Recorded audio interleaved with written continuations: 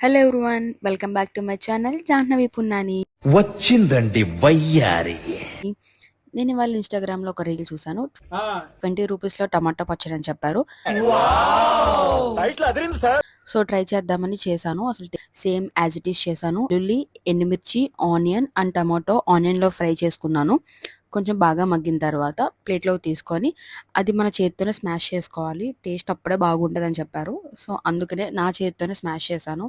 ఎండుమిర్చి ఉంది కాబట్టి మండుతుంది కాబట్టి నేను కవర్ వేసుకొని స్మాష్ చేసుకున్నా.